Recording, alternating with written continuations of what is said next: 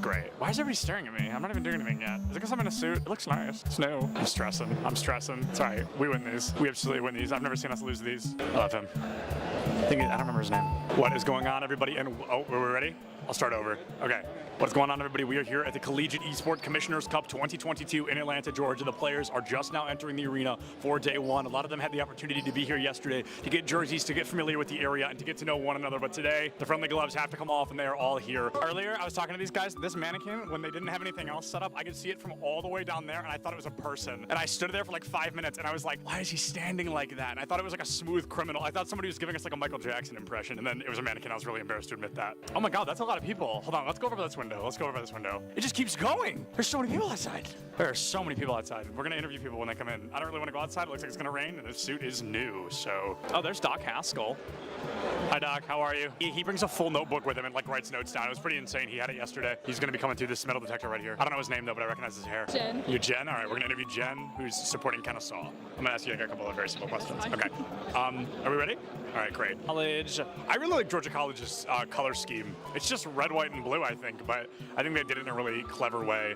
Mineral area wearing hoodies, even though it is 75 degrees outside here in Atlanta, Georgia.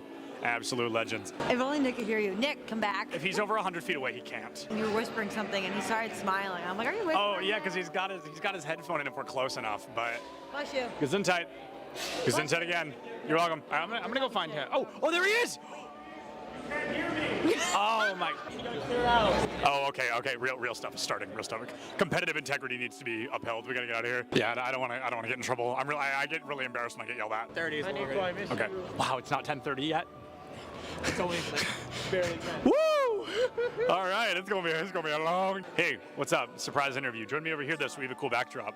What are we here for? Rocket League. Awesome. I'm not going to ask what school you go to because unless you swapped hoodies, that seems pretty clear. Nope. You know, I got my jersey on with my name on it. Oh, you do? Show us your jersey. Look at John T. Turbo here. Yeah, That's not his name. I just keep calling him that. Yeah. His name is John, but My name is John Turbesi. Yeah, That's not John T. Turbo. Yeah, I get the message that I'm going to Nebraska where I met you. Oh, that's so crazy. So context, if we're probably not going to use this, but I want to talk about it. Turbo and I met at a LAN like over a year ago. That's so crazy. What is going on, everybody, and welcome back to the Collegiate Esports Commissioners Cup. I am Seb Dillons, joined by a man I have interviewed probably well over 10 times. It's going to be my good friend Neb, here from Bay State Overwatch team. Neb looked at me before he started his last series, and he said, "We are not dropping a map for the rest of the day." And so far, he has lived up to that title. But Neb, is there anybody you're thinking, we've got to get them out of the way, we've got to take them down?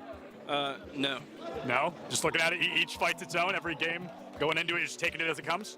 I have the confidence right now that we're not going to drop a single map. I love Neb because not only is he confident, but he's correct. Bay State is one of the best Overwatch teams I've ever seen. So it's always good to hear. I love the confidence, and I love Bay State, so I hope they do a great job this weekend. So what qualifier, did you win a qualifier to get here? At-large bid. We're looking at Rocket League, we're thinking high odds, low odds, where do we think we're walking away? I think pretty high. I think we're doing pretty good. Is there anybody that you're looking at, you're like, please do not let us go up against them unless we absolutely have to? I mean, really, everybody's good competition, so. And sorry, what was your name? Ethan. Ethan from Mineral Area. Yep. Very exciting. Well, Ethan, good luck. Thank you. We'll see you soon. What kind of pass? A player pass? Let me get you on here. No, you actually have to like tape it to your chest, like really awkwardly with masking tape. Okay. And it's gonna fall off. Yeah. It's gonna be uncomfortable, I promise. That's a guarantee. Okay, cut that, I'm gonna sneeze. Okay, good. I'm great, everything's good. Who do we interview? Who should we interview? I don't know, I'm just here. I need caffeine.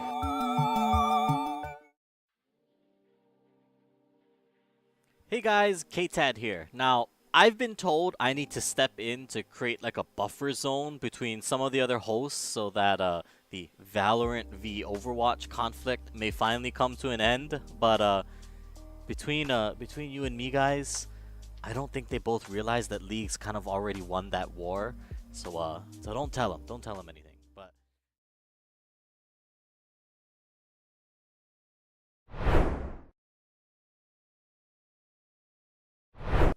Hello and welcome, esports fans. We are here. We are a live little Mountain West action coming at you with esports. I'm FBI Tugboat here with my man Pyro. Pyro, how we doing, man?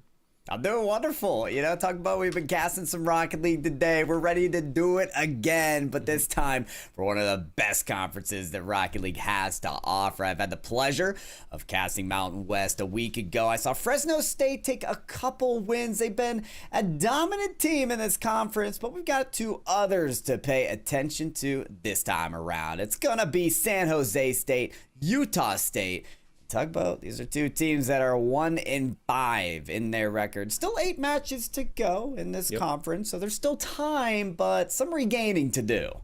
That's fair. That's fair. Kind of our no double elimination, crazy stuff. Obviously within our regular season, little round robin action coming in here. San Jose State 1-5, Utah State 1-5. Now one of these teams will be walking away with a dub here today. In what fashion will it happen? Will we see a quick sweep? Will we see a Game 5 barn burner? That is yet to be seen. Like you said though, 8 games left in the regular season here for our Mountain West divisions, and these teams still able. It'll have to be like, you know, full Cinderella run, full storybook fairy tale run to go forth, really make a playoff run at a 1-5 record as of right now. It can definitely still happen. Let's get it started. San Jose State, your San Jose State. Left side in the blue, right side Utah State in the orange. That is going to be your San Jose State squad striking first. Well, all right, let's get things started, Tugboat. Whether you're ready or you're not, here they come, Valtex. That is a signal from above, a high elevation shot to get things started. Listen, normally it takes teams some time to get that shot precision down, to get clinical the shooting, but you can already tell San Jose State, they're off on the right foot. Ooh. Maybe another one, ball lands right off the right post. That one's not gonna allow them the friendly roll. Wow, yeah, so that one almost being a second one in the space of about 30 seconds. That's going to be DD with a solid strike on the other side. Hit towards the middle, double up on the defense, but Mockery is able to send this one flying off to the right side. It's Johnny down up top, and that's Valtex down bottom, putting in the second here for San Jose State. And they just keep on at it. It's Johnny up there, creating controversy at the top ropes again. What's been proven early on is San Jose State, they're comfortable in the air. They don't mind using all their reserves to get up with a fast aerial and get to that ball. But meanwhile, seeing Utah State right there, you saw Mega struggle just a little bit to get up to that ball, and quickly enough. So Mega missing another connection there. There's some loose ends to still tie up for Utah State, but plenty of time on the clock to get those, untangled. Yeah, it's Johnny. Almost does a fantastic job of untangling those cords down front. Would have been an open net type situation. Theory crafting at this point, though. Johnny on the backside. Maybe a fake, maybe a hit, whatever you want to call it. It is still against the Utah State defense as of right now. DD, solid hit up. First player misses. Hunt does not, though. DD across on the side as well. Johnny up there, and Johnny just a little bit too high.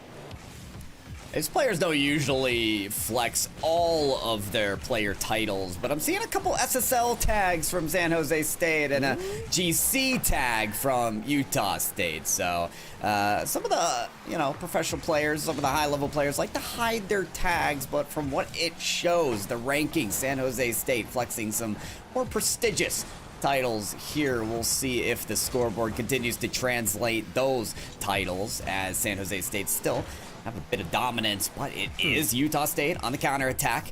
Got a shot that rates a little bit high above the crossbar. Hunt having trouble keeping up with that ball. Massive redirect from Valtex. It's not on target, but boy, a shot like that can be threatening.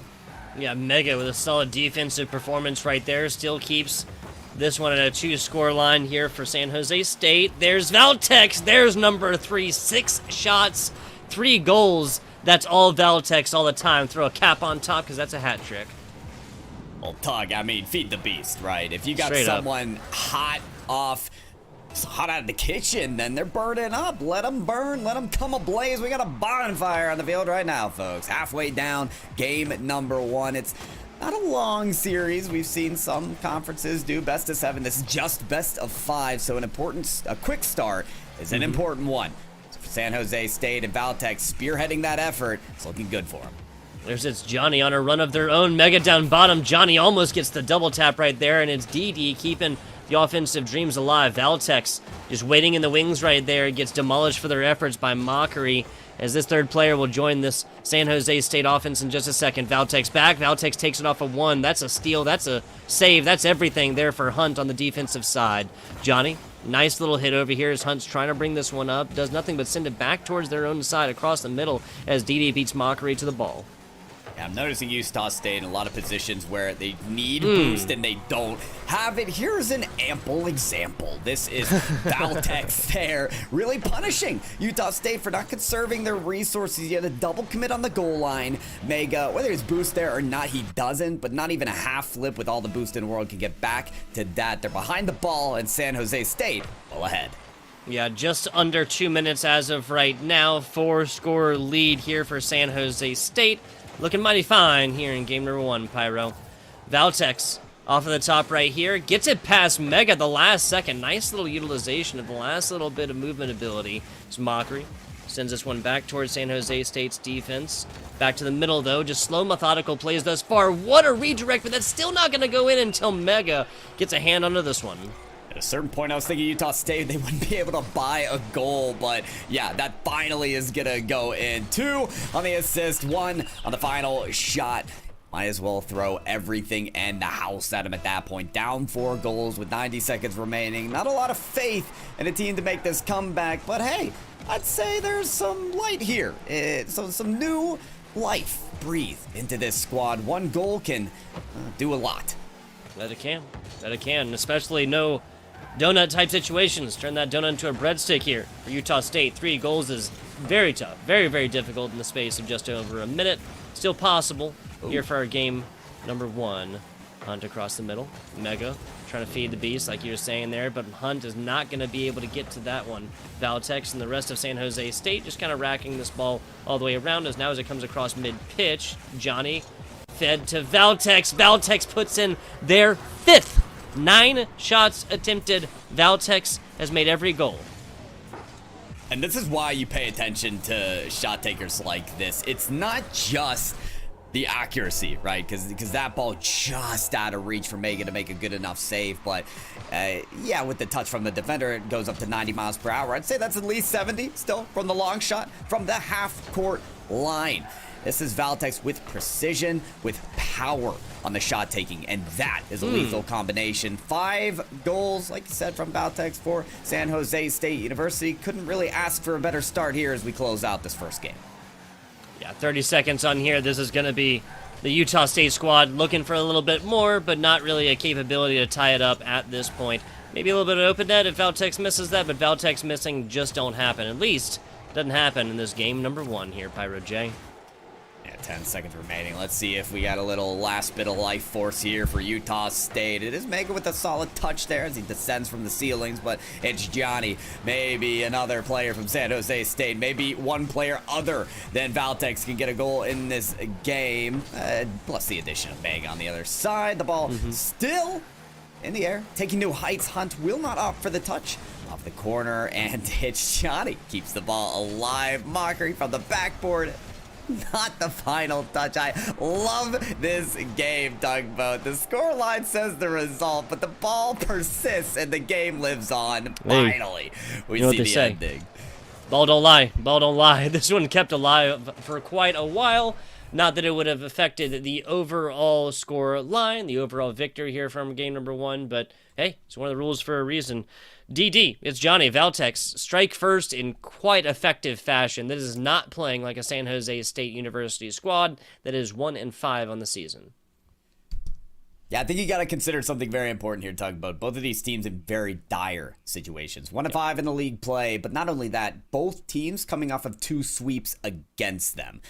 That's a drought that no team wants to have to go against. Not 1 sweep, but 2 is brutal. So both these teams kind of feeling fired up, kind of looking at the other saying, oh, so you're my chance to get this win here. Okay, I'm taking this for what it's worth. And well, San Jose State, namely Valtex, did exactly that. It feels like Utah State in this next game, Tugboat, need to find a way to contain that player. And also, I mean, just taking a look at the numbers, 2 saves on the side of San Jose State, looking at 9 on the other side for Utah State. Also, 16 shots attempted here for San Jose State. 3.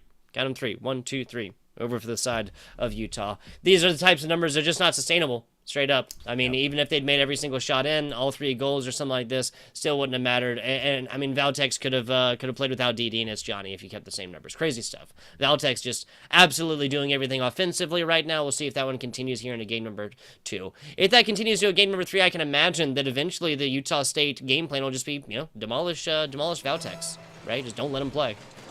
I like that you brought that up, Tugboat, because you mentioned demolitions. I don't remember a single demolition in that last game. I don't think so either, actually. You're right. Yeah, so normally when something like that happens in a Rocket League pitch, it's because players aren't thinking primarily about it. It's not like they've forgotten that it's a mechanic in the game, but as soon as that first demolition comes out, watch the ripple effect that it has. You'll normally see more and more come out. Look at this. We're going to get more and more goals from San Jose State, but talk about it's not Valtex.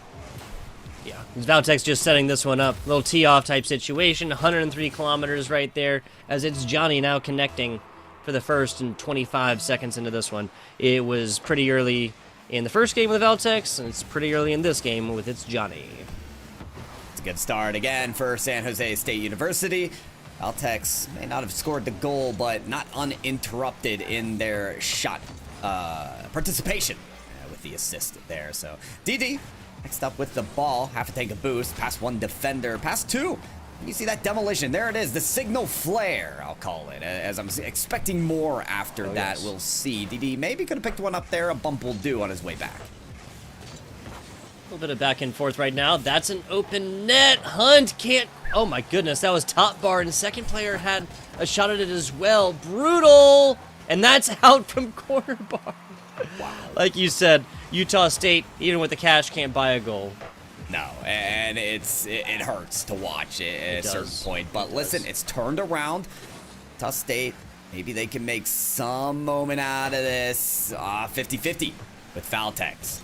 And, that's not maybe an impressive feat. It's not a demolition. It's not a sparkle. It's not a goal explosion. But keep an eye on Valtex in those challenges, those 50-50s. He's going to continue to try and take those low, maintain a possession, and win out on every scenario. This is the entirety of SJSU crashing the boards and making it count. Yeah, everyone right there. If that ball wasn't going in, there would have been a San Jose State player that would have definitely foisted that one at the end. 2-0 lead, and now DD and it's Johnny both getting on the board as well. Again, game 1, 5-1. All 5 of those goals going the way of Valtex. Now DD, it's Johnny, really putting their efforts in as well. Now the first goal here was of course assisted by Valtex, so still not this player completely coming off the ball, but a very, very impressive and oppressive San Jose State University performance thus far. Yeah, you got to tip the hat at 100% goal participation, whether it's a goal or an assist throughout this series. Valtex undeniably major factor of this team, though you can't count out these 2 goal scorers now in this squad. DD, and it's Johnny. That was DD trying to set up a good read off of the backboard. The ball's going to come around to the corner. Valtex could turn into this. For a shot, it's going to knock up the backboard. DD wants to launch up to the ball. He makes the read look so simple. It's a 3rd goal for San Jose. Going to be looking at some awesome participation right here as Mockery was just trying to get to it. Gets nothing more than a front row seat to the 3rd goal on a scoreless Utah State in game number 2. 6 seconds outside of halftime. Utah State, again, demos something. Physical play, infield passes, maybe just pouring it all into offense. Whatever it is, it needs to happen here soon as we reach the back half of this game number 2.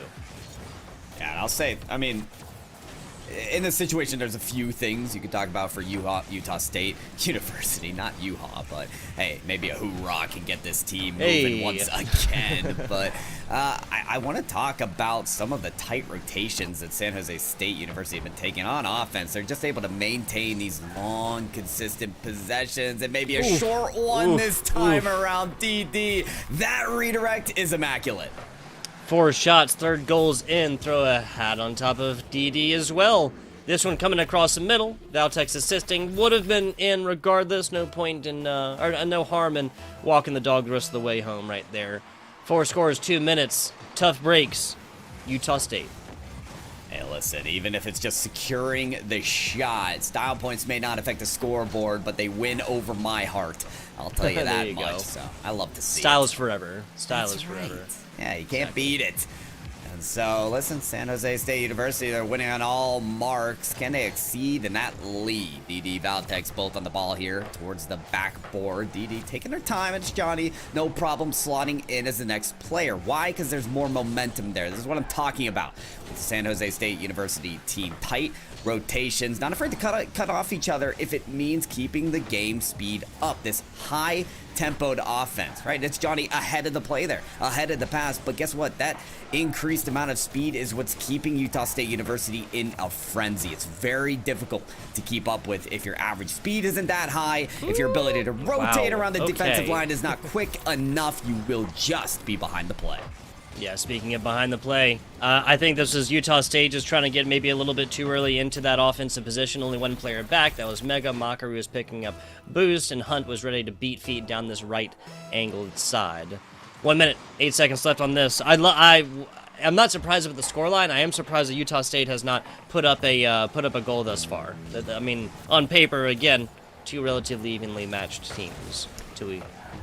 Yeah, not a goal and not a shot. Not one single shot registered right now for Utah State University. Holy moly, I didn't even see that. Yeah, you look at that stat and it starts to raise suspicions because it's not like they haven't had possessions, right? That ball going right across the face of the goal line. The opportunity's there. You can't deny that. It's about the closer, though, right? We've seen the shots taken from San Jose State. It's because their tempo is fast. The way they move around the pitch, the way they dominate the resources. They just stole a boost there. DD, not quite Valtex there to finish. They're too quick on the pitch, Tug, and they are winning this game in dominant fashion.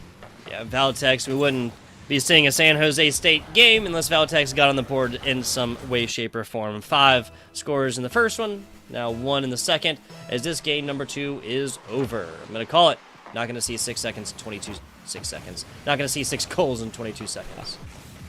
Yeah, it sounds like a safe call to me. If we see 2 goals on either side, it's a Brazil. So who knows if Utah State University even want to toy with that thought and score a last, one for the road here. But the seconds trickle down. We'll see if they keep the ball up as long as they did the last time around. It seems to still breathe new life as it's Johnny takes it up the corner. It's pass out. DD looking at this ball, trying to keep it up. It's a pinball match between these cars. They are just the obstacles at which this ball bounces around upon, but the result stays the same. San Jose State University. Talk about well earned on this win.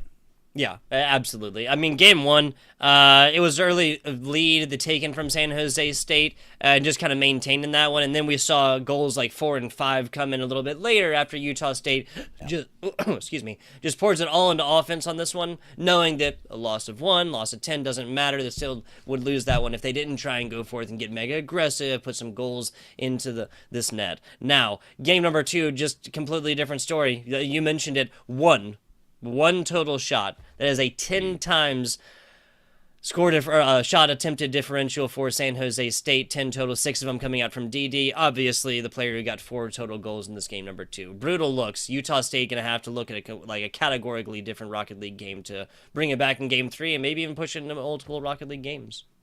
Well, Doug, you know where that starts, right? You know where a comeback like this, a reverse sweep starts. It starts right up here. It starts at the mental, okay? How can you shift that? I just saw a chat in-game from Hunt on the side of Utah State. He said reverse sweep incoming. I like that. I like the confidence of this team. They've got to save the tally up already. Maybe, just maybe, it's a different Utah State. Love to see it. Would love to see it happen.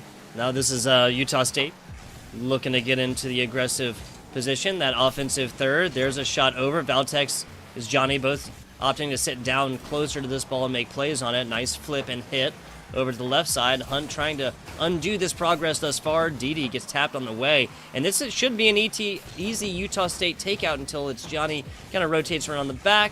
Another solid hit right here and some aerial acrobatics across the middle.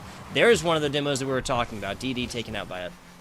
Yeah, listen, we got demolitions. We got an even amount of shot counts, 1 per each team. We have San Jose State not scoring in the first minute. This is already a few good signs right now for Utah State University. Of course, they're not going to have that confidence. They may need to take this win until they see that first goal. They haven't seen one in a while. That first goal we're still going to see on the side of San Jose State. Yeah, 6 minutes and some change. That's the unfortunate amount of time that Utah State has spent scoreless, spent with that donut up top. Looking at a game number 3 that just got a little bit harder, 1-0. Still anybody's game, even if that gets all the way down to 0-0. We've seen the volleyball capabilities of both of these teams thus far. I just don't know if San Jose State will play ball if they're at a 1-0 lead if this hits 0-0 again.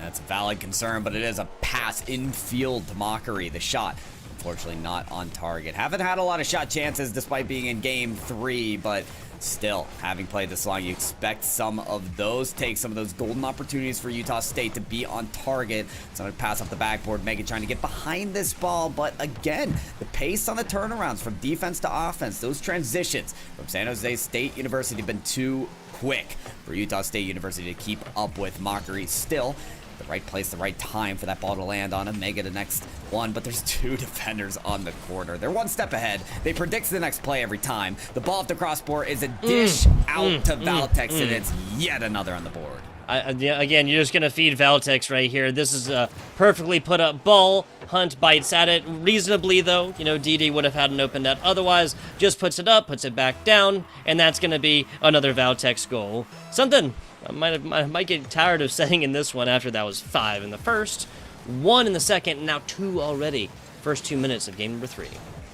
Although, talk about they're trying to relieve you of your tiredness here. They could end this in just 3 games. So, in a way, they're keeping this series quick. Maybe they've got a dinner reservation after this. Who knows? I don't know. It's 7 o'clock our time.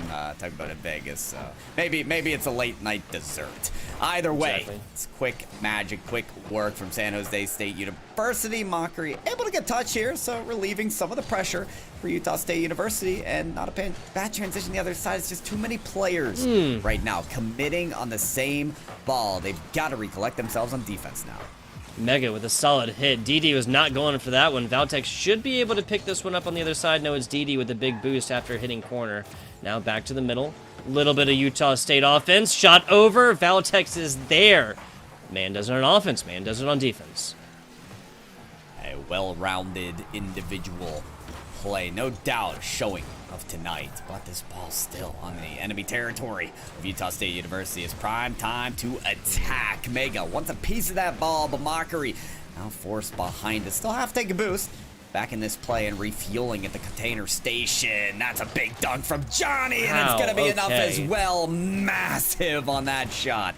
Huge. We can watch just how many times Johnny touches this ball. That's one across the middle and one on the redirect back down bottom right. Little bounce action just to let us think about basketball for a second. I don't know. 106 seconds left on this one. 3-score difference. I genuinely want to see Utah State bring this one back. I want to see some extra Rocket League for the way they've been playing, unfortunately. And now 8.5 minutes or so, no scores on boards.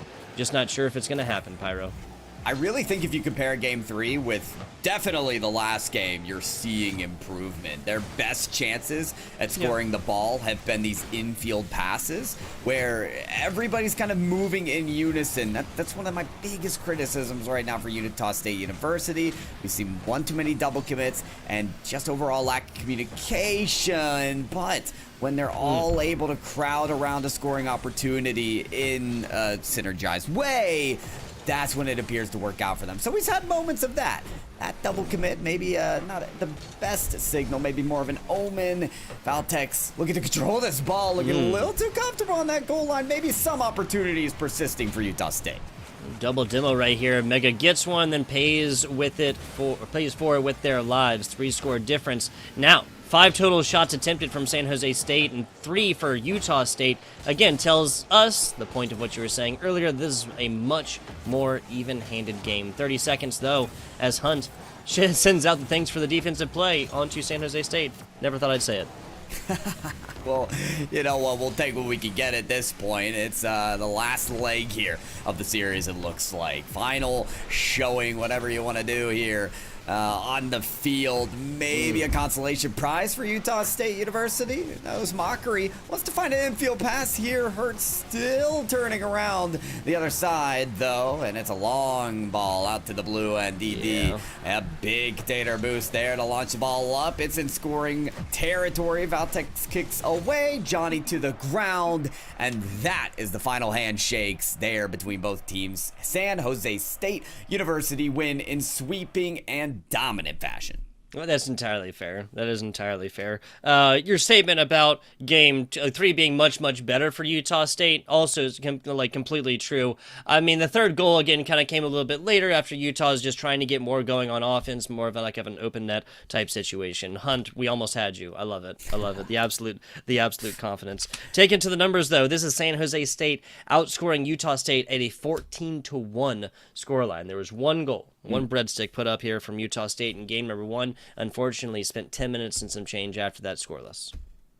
Well, listen, the good news is we do get to hear from one of these players from San Jose State University. So after such a dominant performance, yet coming off of a couple sweeps against them, talk about, I'm not going to lie, I'm really curious to hear their perspective on how they think the rest of the season is going, especially off of a confidence boost with a match like this. Exactly. Guys, we're going to go to a very short break. San Jose State will be having a player back from this team in just a minute, hot off the heels off of a nice 3-0 victory. Don't tune away. We'll be right back.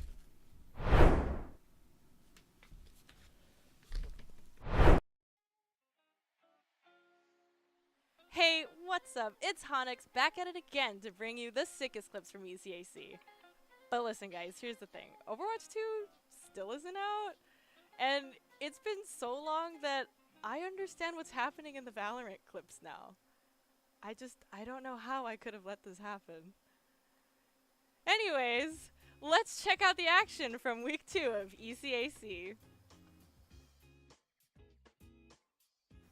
First up, we've got Nico Baca, who's got a need for speed. They have to be careful here. That kick not quite in their favor. Patrick has to be quick to him, and Nico Baca, he's just soaring through his sky with way too much pace. Yeah, you knew this was coming. When this one lingered up in the air for a bit too long from J-Neal's touch, Patrick tried to go up for this one, but Nico, like we said, he's been the fastest player in this lobby the entire... Just a friendly reminder that fireworks always add pizzazz to your points. Of this series. Good read there by Chalk. Because if he didn't place down that block, that would have been a really early stock lead that he would have gotten. And wow, that nade. Absolutely sniped out of midair. Everyone is in flux when Mount St. Mary's is on the point. That piece, and that is the bulk of your healing if you're Emery and Henry. Now you're coming in with both DPS ults and the Shatter, but again, a massive gravitic flux comes out from Mount St. Mary's, stops them in their tracks before they can even get started. Yeah, the tac vines are gonna deal the final blows to several members of Emery and Henry. Eve has got beef with BSU and wants everyone to know it. One situation left to clutch it out. No. I'm a little bit afraid here that the wide swing's gonna come out, but Ian's waiting. Ian is being a little bit patient here. Eve is not going to be able to get the first one, and maybe if Ian was able to wait there a little bit longer, Eve would not have been able to get that free. Someone, not me, is going to have to tell Talo Halo that sharing isn't always caring. Gonna feed it, because right now Talo is getting into it 59% before they have been touched for even a point of a percent in this counting. There is Arsene, but he may disappear just as quickly as he has up here. Oh my goodness, Kilomiles, that is a 0 to death if I have ever seen one. Talo Halo. Don't let your guard down. You never know when Rhino will come charging in. Rhino is all the way back. That just goes to show how much they're not wanting to make it, but Rhino with all the control gets the one on the board. Talk about getting one in there. He actually picks it up initially from a mini pass to himself that, you know, an expert is expecting an expert to do something expertly, right? That is just about as simple as it gets, right? Just literally boiling it down to more basic Rocket League right there. Oh my god, and again, Rhino does it twice in about 30 seconds after no scores.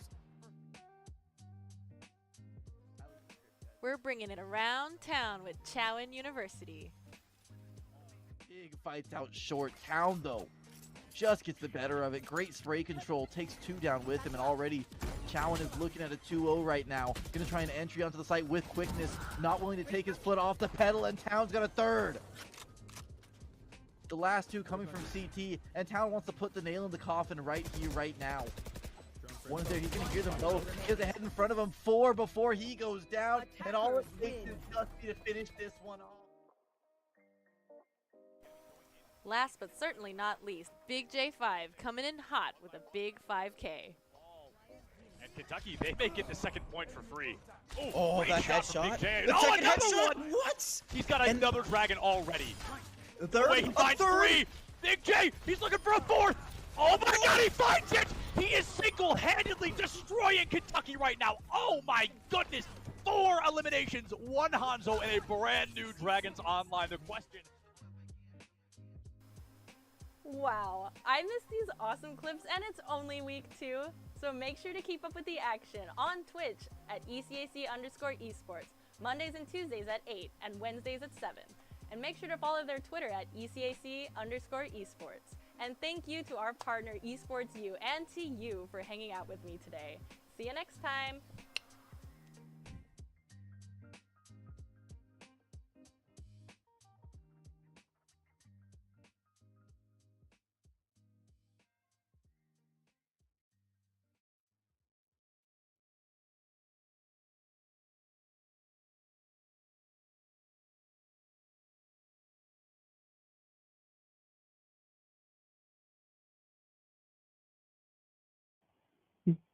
Hi everyone, my name is Heather Garozzo, also known as Sapphire. I'm so excited to join you here today. This is an initiative that means a lot to me. I've been involved in esports now for a little more than I want to admit, but about 20 years in many different facets. And when I started, I was often the only woman in the room. There were no women competitions. There were no other women on co-ed teams or women's teams. And that obviously has changed drastically over the most recent couple of years. Initiatives like this are so meaningful to getting more women involved and giving them a stepping stone to join those. And we're back. A short break. It was indeed. We keep our promises here at eSportsU. FBI Tugboat, my man Pyro J. We are coming hot off the heels of a San Jose State victory. Not just a victory, but a sweep. That was 5-1, 6-0, and 3-0 across games 1 to 3, respectively. Now, for you, for the dear viewers, we have brought in a little interview action. Kind of get inside the mind of a player after the match. Johnny. It's Johnny. Excuse me. It's Johnny. Is this Johnny here? Yeah, what's up? How we doing, my man? Oh, we're doing pretty good after that win. I can imagine. I can imagine. Pyro, take it away, sir. Yeah, thanks, Tug. I mean, yeah, we hear you loud and clear. We got the Spartan Esports logo here. You guys are looking fierce, and I'll give it to you, Johnny. You guys looked fierce on the field today. I would love to gain a little context on you guys. I was talking to you earlier. You and a teammate of yours are 5th year, and then you got another teammate that's a 4th year. How'd this team form? Have you guys been together a while, or is this a first stint for you guys? Oh man, yeah, me and Didi, me and Daniel have been on the team for a while now. I've been on the team since my 2nd year, but nice. I mean, me and Daniel are like pretty close friends. We live together actually, so he's like in the other room. Okay. Yeah, so we got that synergy. Perfect. I was just watching RLCS the last weekend. It was Common Torment that are in the same room together. I love watching them, bump elbows and stuff. So yeah, I can imagine the chemistry's good there, playing with each other. So how'd it feel being synergized today, feeling in dominant fashion? I felt pretty good. I thought we were playing pretty good. It was a lot of fun. We're scoring a lot of goals. Yeah, we love that, right? But the league and the standings may say a little otherwise. I think you guys are now put at a 2-5 record. Talk to me a little bit about some of the pitfalls you guys have fallen into, some of the eventual losses that you've been unable to avoid. What is your team kind of focused on working on as this Mountain West Conference continues on? Yeah, so a record, I don't think it represents us pretty good. I just heard my roommate Daniel left when you mentioned the record. Yeah, I think we're gonna turn it around. I think we got what it takes to turn it around. I don't think it's representative of how we've been playing. How's his record at right now? Yeah. I think we'll turn the record around. I think we'll go on a win streak after this. I like it, Tugboat. These guys got confidence. They're ready to turn this around. They think that, and it looks to be like this next leg is theirs. Yeah, no, exactly, right? So some esports players playing the same lab, DD, Johnny, just a step ahead of the game, literally living together. Literally living together. I love it. I love it. Want to ask you, Valtex, couldn't hardly talk in that game number 1, couldn't hardly cast the match without saying Valtex's name every other second, it seems. That was every score, 5 scores total for them. Is this kind of standard for your squad, for Valtex kind of being that point position? Yeah, Valtex is he's a shooter. I don't know what was up today. He ate something. He was just shooting like crazy. Every time I touched the ball, he just like shot it. I was like, all right. But there you go. He was just on today, so might as well let him shoot. A good support player. Good support player. I love it. Now, as you're coming out this one, you said the beginning of a win streak. Is there any team in particular that you and your squad are looking forward to playing? Yeah, I think we haven't had our full squad. It's me, Toaster Doggo, and Valtex. We haven't like fully played as a team and fully tried out in this league yet. But I'm really interested in going against Boise when we're like playing really good. I think it'd be a good game. There you go. The little California, Idaho rivalry as of right there. Love to see it. Love to see it. So that's going to be about it. We got a little bit more Rocket League action coming up. That is Fresno and Wyoming. Before we get you on out of here, Johnny, I need to ask, do you have any shout outs, sir? Yeah, shout out the team. Especially Daniel. He wanted me to shout him out. Didi. He begged for a shout out actually, so I'm shouting him out. He was really desperate. Begged for the shout out. Begged for the shout out. You'd have dirty dishes in the sink if there was no shout out, right? Yeah. Gotcha. So the team and the teammate and roommate there, Didi. Appreciate you, Johnny, for a minute of your time after the match. Yeah, thanks, man. Not a problem. This has been a pretty definitive San Jose State University sweep over Utah State University squad. That was, again, 3-0 and 5-1, 6-0 and 3-0 fashion as of right there, Pyro. Was indeed. I mean, listen, we're hearing from the team that San Jose State University has way more to play for. I'm ready to see it after that match. I want to see that rematch against Boise State like right now. I know it's different teams coming up, and I've cast from Fresno State before, so they'll be great. But hey, San Jose State University, I got my eyes on you. Absolutely. We're going to go short break. This one, of course, was a sweep, so we got about 20 minutes, and you guys will be getting a categorically better caster here. I'm going out. Whoops, you is coming in. Pyro J is staying in. Of course, just messing around here. Big shout out to Colton behind the scenes, run the numbers, run the buttons and whatnot, making our jobs as casters just so much easier by providing that high-level production quality. That's going to be about it for us. This is the end of this matchup. We'll be back with you guys in about 20 minutes.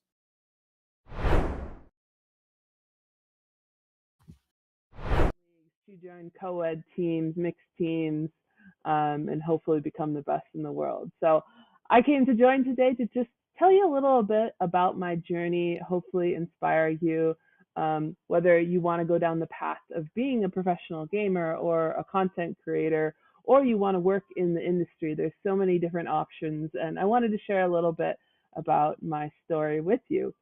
So first off, I'm actually at Valorant Champions in Istanbul right now. The match is happening like just behind the door from me, so you might even hear some of the crowd noise going hype. The crowd is obviously cheering for Fnatic. Actually, I just heard a loud cheer right now, so something epic might have just happened. But so apologies if you hear that background noise, but it's all part of the vibe. It's all part of just being in esports, living and breathing esports.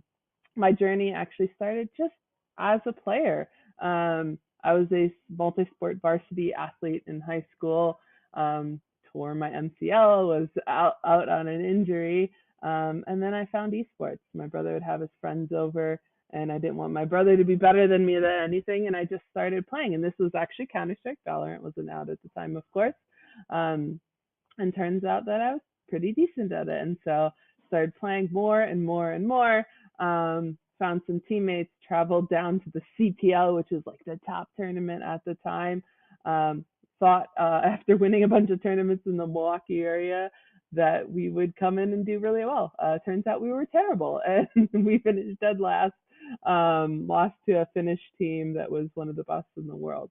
But it only motivated me to be a better player. So I kept competing. Eventually, I made it on to some of the top teams. I was in co-ed teams, played in ESEA Invite, which is now the equivalent of ESL Pro League. and also played on some co-ed teams. Played with teammates like Miss Harvey, Potter, who is now the coach of Evil Geniuses, Alice Liu, that played with Complexity's Valorant team. Some of the things that I learned in my competing journey, it's not just about my physical skill about in the game, not just how quick you could react to something, but communication, teamwork. These things are so important. At Valorant Champions right now, I get the opportunity to listen into the teams and listen to their communication. It's amazing how they refine their craft and refine how they communicate with their teammates. It's something so fascinating. So I encourage you, one of the things I like to tell up and coming players is record your team's comms and listen back. Did you give the right calls? Could you have done better calls? Those calls have been shorter and more precise? Those are some of the things I learned as a player. Throughout that playing journey, one of the highlights was in 2012 when I traveled to Paris and competed in the Esports World Cup, which was the top tournament for women at the time. And we came in and we won the World Championship, which was so exciting. It's so amazing to play in front of crowds of thousands of people. They were cheering against us because we were playing against a European team and we were an American team. But that feeling is just like unlike anything else when you can raise that trophy and they play the national anthem of your country. I hope many of you playing in this competition will get to experience some of that one day. It's truly an honor. Some of the other things besides competing and winning trophies, I played in 250 tournaments over the years. I believe that's the most for any woman. It's hard to keep track in the early days, but beyond competing, I work in the industry. So I'm the vice president at Dignitas. It's one of the oldest operating esports teams. We had for many years one of the top women's teams in the world. I also founded a women's initiative called Radiant and operate women's esports tournaments just like this. And I've realized how important that is. A lot of people will ask, why do the women need their own tournament? Why can't they just play with the guys? And my response back is, if you look at a game like Valorant, there's a reason why there are so many women competing in this game compared to other esports titles. It's because these women's initiatives exist, and they give women something to work towards, something to get started. It gives them a more safe environment, a harassment-free environment to kick off their careers. And I hope one day we don't need women's tournaments. That's the end goal, is because more women are competing and more women are going to start to shine in those tier 1 teams. My last point is, as I said, working in the industry, there's so many different job opportunities. You don't have to be the best player in the world. You don't have to be comfortable on camera and be a content creator. You can work in business side, marketing, advertising.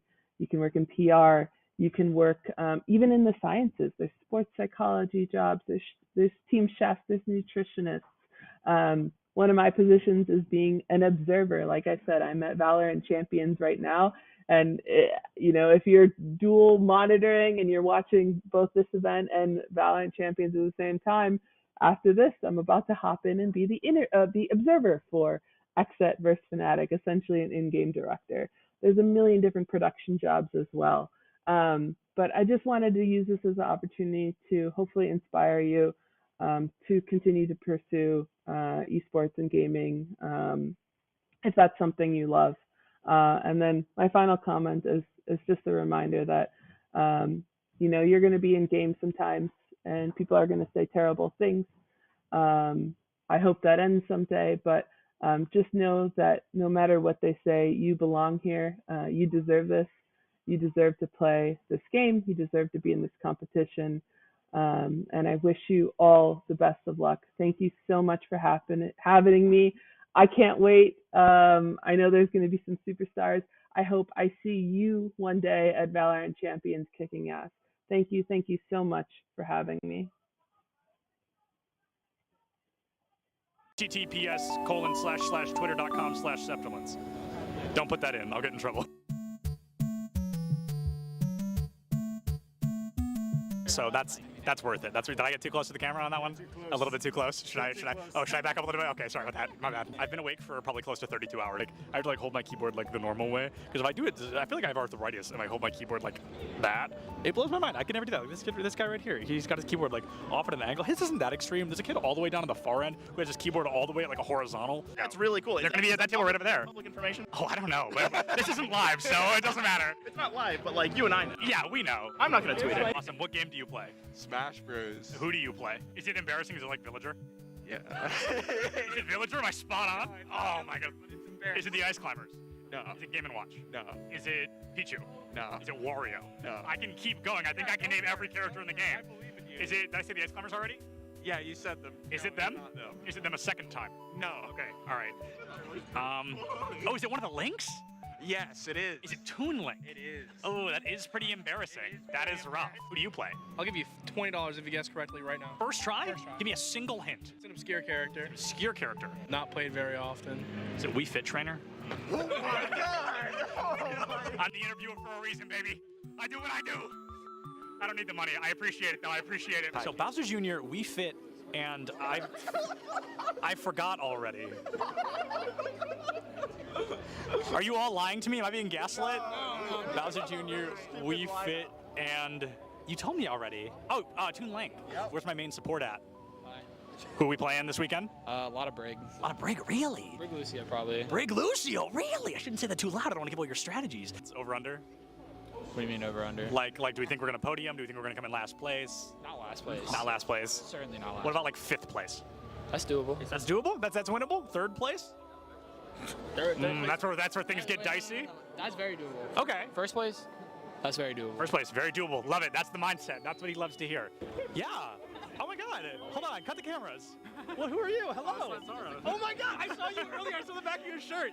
And I was like, I know that name. I know him. It's a quick play game. They Q-sniped each other at land. I thought it was a scrim. It's just unlucky. Are you actually a Villager player? Yeah. How do you feel about Villager being notably worse in Smash Ultimate than they were in Smash 4? I wouldn't know. You wouldn't know? You never play Smash 4? No. Oh, that's all right. Nobody's gonna hold that against you. Now, who do you play? I play Robin. Okay, wow. Did you know Robin has the lowest pick rate in the game? Yeah. Isn't that crazy? Come on, the LEDs, it looks just like Samus. Huh? Do you disagree? I guess I can see The it. Samus vibe. Show the controller to the camera. We're interviewing. This is recording, by the way. Surprise. Not my controller. Who do you play? I play Peach. Oh, wow, I like that. Who do you play? I play the Shotos, mostly Kazuya. No, you lose against Kirby. That's just like a statistics thing. Yeah. It's maybe. This is a death match. I think they're all in the same one. They're all on Icebox. Are they all in the same death match? Maybe. Who knows? I feel like none of them can hear me. I want to like approach somebody, but no one can hear. They all have both their headphones on. What's up? How do we think we're doing? I think we're doing pretty good. Yeah. What's your kitty? We're looking at 10 and 6 right now. Oh, hey, that's 3rd, dude. That's better than I expected. Who's bottom frag right now? I want to go talk to them. Ian? Hey, how do you think we're doing so far? You know, it could be better. Could be better? You got one of those rough days? Well, you know. Let's go find more people to harass. Yeah. Where's Boise State? Who's your favorite to play? Oh, right now it's got to be either Chamber or Breach. What country is Cypher from? Oh, dude.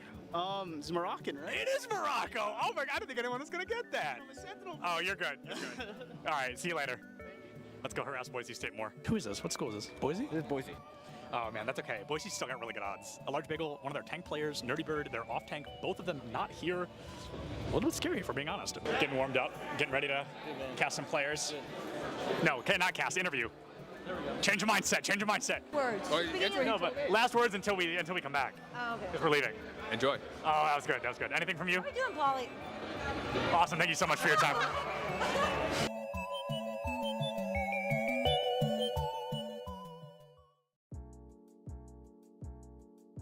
Welcome to ECAC Top Plays of the Week. This is Rod, your favorite host, back at it again with more stellar plays from collegiate esports. Special thanks to our partners at Esports U for the additional coverage. Let's hop straight into it. Starting off this week at number 8, we have Torchy showing aerial dominance. They show that you're going to have to work a little bit harder if you want to get back on their stage. Tiny bit here. Now you gotta mix up your timings getting back onto the stage. Torchy is looking for something, able to still find the jab, and the foiler is going to be Next up, we have Cadmus, showing us what impact on a support player really looks like. With the timing of a Lucio God, they come in to claim the play of the game. Player just going to deny anyone an attempt to hit the objective, and I mean, at this point in time, you gotta expect those rollouts to be as quick as they are. Moving on to Rocket League, we have Swax, showing why they own the airspace with a nice self-follow-up, netting WSC the goal. As we are going to try to find out that little nugget of information, Swax is going to drop this one down and give us a tie game here in game number 2. Gets that nice little touch over the defender, Peter. As an Astra main myself, nothing brings me more joy than watching Zeno hold it down on the C site with a nice 4K to secure the second round of the half. Fine, there's a 50-50 angle. They're checking a beautiful spray down onto 3. Players come in for the rotate from the rest of the map control, and a beautifully played round by FSU, capped off by a nice one. Now at the number 4 spot, we see that luck is a skill when Post gets 2 back-to-back kickoff goals. All it took was 6 seconds to go from a deficit to the lead. That is comeback potential. Other ways. I don't... What? Okay, so Warda actually messed up their kickoff. They 100% did not mean to land like that and then just happened to get a wave dash into it. Hey, listen, fortune favors the bold, and sometimes it's better to have dumb luck than to not be lucky at all. So we'll take it 100%, especially if they get another one! Kabuki to tally it on, and they're proving it isn't just luck. Coming back into Smash, we have Bryce showing a ledge guard of the gods. It took a couple Gordos to nail it, but this clip truly ended in perfection. Nope, not a footstool in sight, unfortunately. I'm just gonna be looking for some sort of an edge guard here now. Oh! That Gordo is right in the way, and Bryce gonna be able to get the... Conrad came into this round swinging. They really showed what happens when you combine the skill of a great player and the blessing of the RGX Vandal. Over-aggression, it worked out so well. I mean, just a double kill already in their favor. Push so far as the Sheriff, I mean, has been truly impressive. And unfortunately, he has not been there to follow up. Conrad now looking for the ace, already able to get 3, looking for 2 more. There's the 4th, and it's up to the tail to save the day. Conrad goes in deep. Oh, they're able to find it, Conrad. Finally, at the number 1 spot this week, Frosty lays down the law with a stunning barrage. What a way to tell the enemy to get off my point. Frosty to move in, unabated, unhindered. Here comes the rocket barrage, and it's lighting up the scene with 4. Well, that wraps it up for me. This has been another fantastic week of ECAC Top Plays of the Week. As always, follow us on Twitter and catch us live on Twitch at ECAC_esports. You can find us live on Mondays and Tuesdays at 8 p.m. EST or Wednesdays at 7. Thanks again to our partners at EsportsU for providing all the additional coverage for us to show you. This has been Rod, the best host of this season. I'm just saying, and I'm signing off.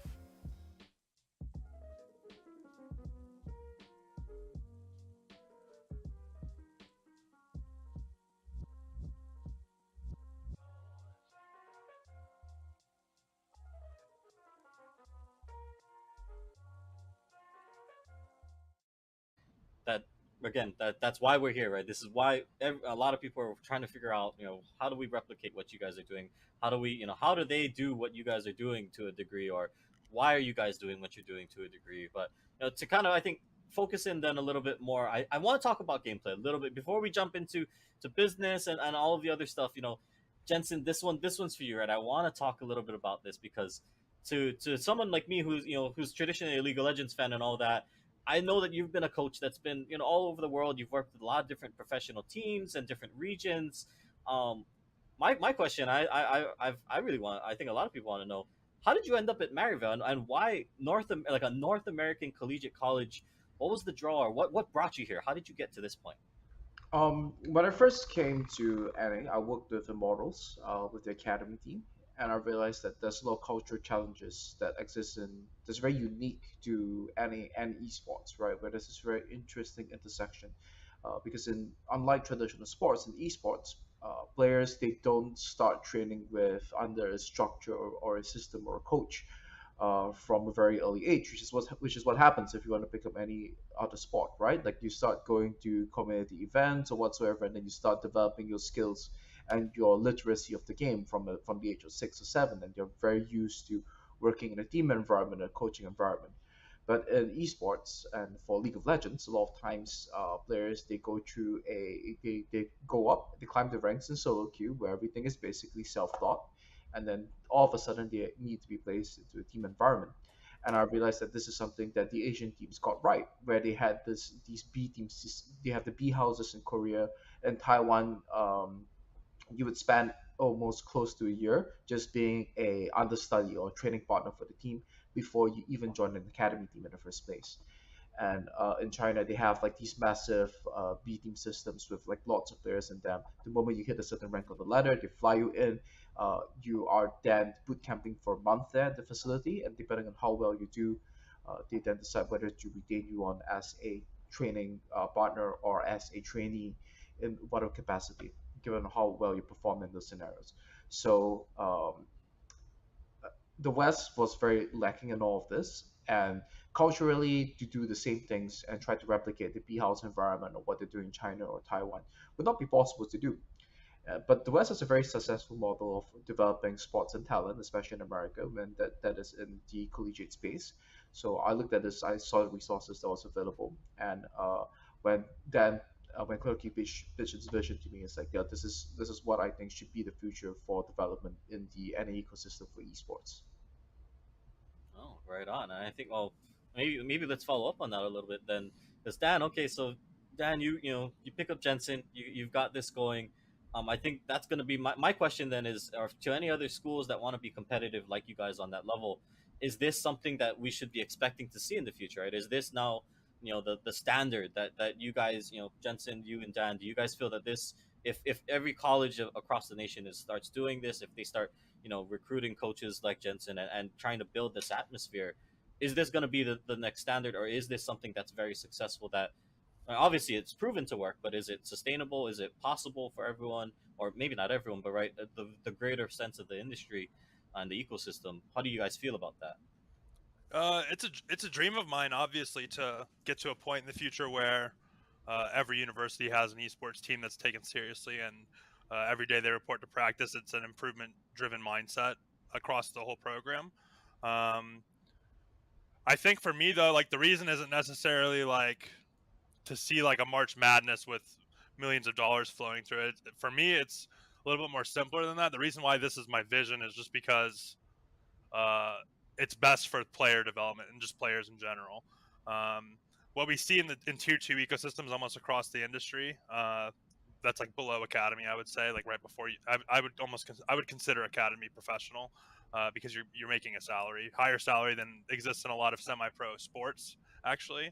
But in the tier 2 ecosystem, you kind of go from like your parents' bedroom making no money on a Discord server with a coach that hasn't been certified by any national body, to playing academy, and that's horrifying to me. So while I don't see collegiate as being, or maybe it does end up being this way, but it doesn't have to be the definitive path to pro. I want it to at least be an option, like a parallel option, similar to how you can go through the Canadian hockey system, where you can choose to spend a couple extra years developing and maturing physically and emotionally in the NCAA model before you go to the show in the NHL. I'd like to see that reality in esports. This isn't something where there's a century of history to the competition. So it's a very powerful tool, especially when you're trying to convince your parents that this is a worthwhile pursuit, that you can get a college degree. And it's one of those things where, at least in America, with how expensive college is, getting scholarships after your first, after your 18 to 20-year-old years is usually harder academically. You usually get the majority of your scholarships going into school when you're an 18-year-old freshman, and the way that the current path to pro is set up, a lot of players are foregoing that span of time to try to go pro for no pay. And so for me, it's more about like a health of a pipeline, health of the ecosystem, health of kind of the player experience of pursuing this, and that's the big thing for me. And obvious it's a dream. I want Maryville to serve as like a case study and a model for that. We want to show results. We want to eventually be competing to win proving grounds, to show that this can be a functional alternative to the traditional tier 2 within esports, and that's what we strive for every year. And I can add to that a little bit, just from a business perspective. I think, we're very fortunate to have Jensen and Dan here at Maryville, but I think if you're a university looking at, just adding a coach, maybe not to the magnitude of Jensen, but I think you have to look at the metrics. I think if you look at what the ROI and the business case of adding relevant esports within your university, what that means to your student life and all those different things, all those things that they try to check boxes within higher ed. I think having a relevant esports program or a relevant system within esports, every university should be looking at it, because their baseball players and their basketball players and football players are all playing gaming. And a lot of these esports, figureheads and coaches, etc., are the relevant people in digital media. And it helps the school with a brand perspective. And I think just having any sort of relevant and adding bodies within the esports ecosystem at universities, you have 2 or 3 basketball coaches, you have 2 or 3 soccer coaches, both on male and female.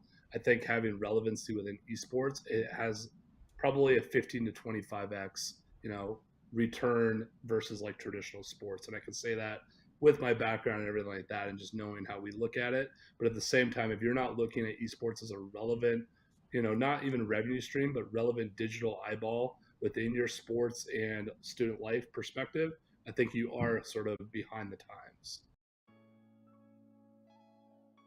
Hello, hello, hello. Happy New Year's, everyone, and welcome back to the ECAC Esports channel. As always, my name is Kyler K-Ted Tando, and I once again have the privilege of introducing you all to some of the best collegiate esports plays. Now, I know when we left off last year, I teased a little bit about some big news on the horizon, but that news is finally ready to break. Now, this year, in partnership with CSMG and their newly launched Esports U network, we will now be able to bring you guys double the amount of ECAC matches. So, with double the matches comes double the highlights. And with that said, I mean, obviously, right, do the math here. It means that we get to take this series of videos, to a weekly top 8 instead of just the top 4 like we did in the past. But anyways, that's enough out of me. I'm sure you guys are ready for some hype plays and crazy moments. So without further ado, here you go. In our season opening clip, we have Ghost and Ox with a devastating 1-2 combo that just breaks SLU at the knees. Or is it boosters? Can't fall through. Nice bounce, but a nice goal right past the defender. Ox makes it look easy. I'm so surprised because I couldn't. At number 7, Raw Fam.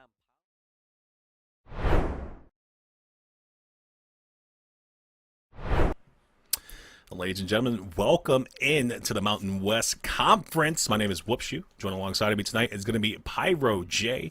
And it's tonight's matchup. We're going to have number 2 Fresno State taking on number 5 Wyoming. Pyro, break this one down for us. No problem, UWYO. Hey, glad to join the booth with you. We just got off of another Mountain West Conference matchup. It was a sweep, but this one got some heavy hitters. All right, UWYO. Get ready for Fresno State. I casted a doubleheader for them last week, and they started the day off with a reverse sweep. They'll win out against one of the toughest competitors of this conference. So you got to brace yourself for this team. Fun fact, it was their coach that promised them a pizza party if they had won that match, and they did that. They won their next match, and then they got promised root beer floats. I don't know what the stakes are for this match, but if it's good, they might just show up. Yeah, I'm going to join this team. Where do I side is the question. Fresno State, like we said beforehand, coming into this one being number 2 in the Western Conference. So I believe all the players are ready on the pitch. We might be getting the action started here shortly. But Pyro, in the sake of it, who do you think is going to win this matchup? Well, it's a best of 5, right? And UWYO, we have different conferences that go the distance, best of 7s. I think despite the fact I saw Fresno State come out with a reverse sweep, if you start hot, you'll end hot. I think Fresno State, they've got what it takes. They've got what it takes to seal the deal, keep that number 2 slot in. Hey, let's say this as well, Whoopsie. We don't know the result yet, but this number 2 Fresno State team had just come off a match tonight against Boise State, the number 1 seed. So wow. I don't know the result from that. That could really determine how they come into this match here, but I think playing against that tough competition, it readies them for a very fast-paced game. I would have to agree with you 120% on that one. Fresno State, like you said beforehand, number 2 coming into this one. Although Wyoming, we have to watch out for them. You know, we've seen classic time and time again how an underdog story can start to develop, you know, on both of these teams. But we're going to start this one off with Hainaha. Going to start Fresno State in front by 1 goal. Will indeed be began by Hainaha. And listen, this is a fantastic start for this team. I remember, again, casting the squad. It was Hainaha coming out the gate so hot. Like, shots everywhere. Whoops you. Do not deny Hainaha wherever they are on the pitch because it's going to be lights out. And, hey, to see this start for this team is a very indication of a strong effort here in this match. Wyoming, though you were starting to talk about that underdog story, whoops you, they may have considerable ground to cover. That passing play for Fresno State, though, is too clean. Yeah, Regicide right now, just cherry picking on the other side of the field, exactly what Fresno State needed to do to get by this Wyoming defense. There was one member back from Wyoming. I couldn't quite catch who that one was, but at the same time, just great positioning, won that battle. Fresno State up by 2 now. And so how do Wyoming respond? I mean, whoopsie, we just got off of a match in the Western Conference here. Excuse me, the Mountain West Conference.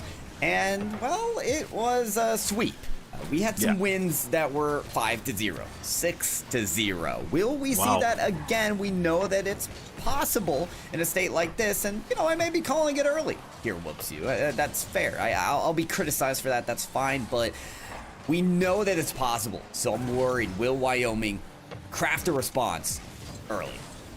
They need to start to craft a response right now. They have an opportunity in the offensive end, but couldn't quite come up with it. Here comes Laylokes. Going to go ahead and try to extend this lead by 1 more goal. Going to be denied by Vicious, though.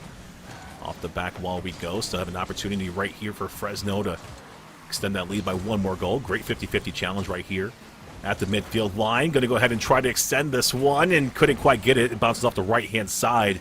Now, this is where Wyoming, they need to wake up a little bit and start to take advantage of some of the gaps that I'm seeing from Fresno State. They do look a lot faster, Fresno does, but at the same time, Wyoming just hasn't really had too many looks, and shots like that off the back wall can't be what Wyoming have to offer on the offensive end. They need to capitalize and put some threatening shots towards net.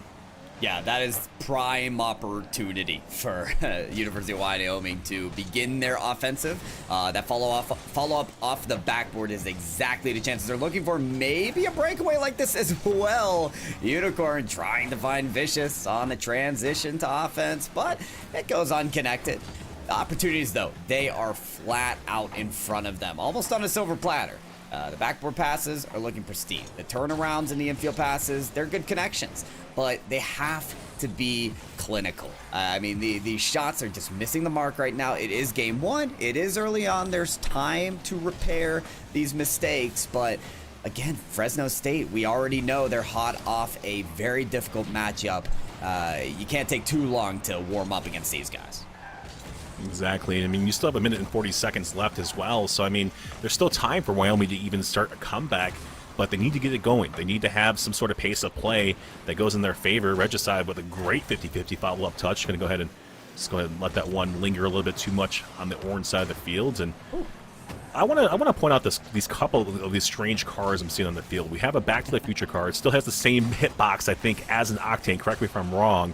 But at the same time, I mean, you really don't see that too often in Rocket League gameplay. You know what? I'll tell you this.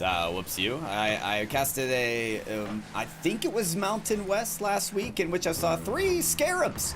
3 Scarabs on the field for the first 2 games. I think they switched out after that. And was it Fresno State? I don't know. I don't think so. I don't want to characterize them as that here. But you know what? We may see some unique And surprise special play styles here. I'm a Harbinger main who, really no one is anyway. So I'm a Mudcat main, so hey. Yeah, we have some respect, right, for the different cars. Exactly. You got to think outside the box sometimes. It's whatever feels comfortable at the end of the outside day. Outside the hitbox. Oh, okay. Stand corrected then, Pyro. Final 30 seconds, though, in this game number 1. Still hunting for that first goal is Wyoming. Nice demolition at midfield from Regicide. Vicious, though, does pick up that possession temporarily. Quickly approaching that 10-second mark now. Still nothing for Wyoming. Hunting maybe potentially for just something to lead them into some momentum for the next game. Unicorn with a great save. Pre-jump that one. Couldn't quite get the touch, though, that he needed to clear that one down the other side of the field. And Fresno is indeed going to hang on to this 2-goal lead and take game number 1. Well, here's the thing about the game, UWYO. Okay, I have no problem with that last leg, that back half of the game 1 for University of Wyoming. Their defensive rotations were very sound. There were some long clearing shots, some long distance shooting, some great follow-up maneuvers from Fresno State that were saved very well from Wyoming. They just looked very solid on the back line. I do wonder if it just took a little bit of time for them to warm up, took a little bit of time for them to look more synergized on the field and adapt to, I think, the quicker play style that Fresno State is coming in with this matchup. So game 2 could be a different story. Only 2 shots registered here. UWYO. So that's the only thing I need to see different from University of Wyoming. They've got to start putting some shots and applying the pressure on Fresno State. 2 shots, 2 saves, but a missed opportunity as well from Wyoming. That one of those shots just kind of didn't register either. So it was a big missed opportunity for Wyoming to start to mount that comeback. But at the same time, a ton of shots, a ton of offense being generated here from Fresno. 10 shots total. I think 6 saves for Wyoming. So, I mean, we see a lot of offense right now for Fresno State. We need to see Wyoming wake up. And I do think that you are right. You're headed down the right path here, Pyro, where that pace of play from playing, Boise State, basically they have a little bit of an edge because of that. You're playing the number 1 team against the number 2 team, my apologies. And basically, you're going to approach that game a lot more differently. And then the pace of play is going to be a lot more different in this one, not only from you, but from your competitor as well, because some of those opportunities that weren't there against Boise State are definitely going to be here for Wyoming. So, I mean, I think you are indeed headed down the right path with that one. It's a really important point to highlight, UWYO. I'm glad you brought it up again. I've seen it a lot lately on Twitter of bubble teams, bubble players in Rocket League talking about, oh, hold on just a second. Okay, this give and go? Regicide and Hyenaha have been trying for this all series long. They've shown great chemistry, but this is on another level. What a final touch there from Regicide. Yeah, that was insane. That touch right there just kind of solidified that goal just because he knocked it down just enough at the bottom of that Fennec to kind of push that one through. I mean, my apologies from that Octane, but just to push that one through. And just like the first game, Fresno State start out in front. But I know you're making a point there, Pyro, and I want to kind of hit the nail on the head with that one. When I was casting for Scuzz Esports for their day number 3 run, they actually went up against Luminosity Gaming. And the game before that, Luminosity was taking on a little-known team known as Furia. So I want to say, like, top 4 team here in NA, that pace of play that Luminosity Gaming brought from that best of 5 series over to Scuzz Esports, in my personal opinion, ended that run for Scuzz. I think that's fair. Furia not, well, I'd say top 8 team, NA, but definitely top 4 in speed and aggressiveness. That is their play style, so no matter what, a team needs to work up to that pace of play. And yeah, that's a similar situation. Bring it back to this match as to what we're seeing. University of Wyoming trying to adapt here. Listen, still scoreless in this series. We have gone, well, 7.5 minutes here, and nothing to show for it. However, just a 1-point game right now. There's another last-minute save from Unicorn. They have actually been speedy on the transitions to defense. Having that reinforcements ready to save those last-second shots has been pretty good from this squad. But none of it matters unless that goose egg changes, UWYO. So that's what I'm looking for, them to activate that offense. Oh, what a read right here from Laylox. Off of the back wall. A pass to himself, I believe this one was as well. Gets the interception. Easy double touch. The defense just was not there for Wyoming. Wow. I mean, it's hard to be there, right? That's It's a signal to University of Wyoming to start respecting the players of Fresno State University. They're thinking, no way he has that read, right? No, he has it, and it is beautiful. Oh, Aparo making movements on the goal line. Sometimes when you gotta switch it up and you gotta find a way through the net, it's gotta be a force of disruption. They're able to do that with some bumps. You've got University of Wyoming keeping this ball in scoring territory, really trying to make Fresno State uncomfortable. Something they really haven't looked all series long. Nice shot from Unicorn off in the top corner. The follow there for Aparo. We've got University of Wyoming on the board. Finally, something wakes up, and it comes off of this second attempt right here from Unicorn, who pushes this one off the back wall. The defense just bites on the fake. And right place, right time as Aparo. Good job right there. Good team play all around for Wyoming. So you love to see it, like I talked about beforehand. I'm not rooting against Fresno by any means whatsoever, but you just like to see the competitiveness, coming out from Wyoming. You do, and, clinicality. That was a big thing that we were waiting to see from University of Wyoming. Can they actually hit their shots?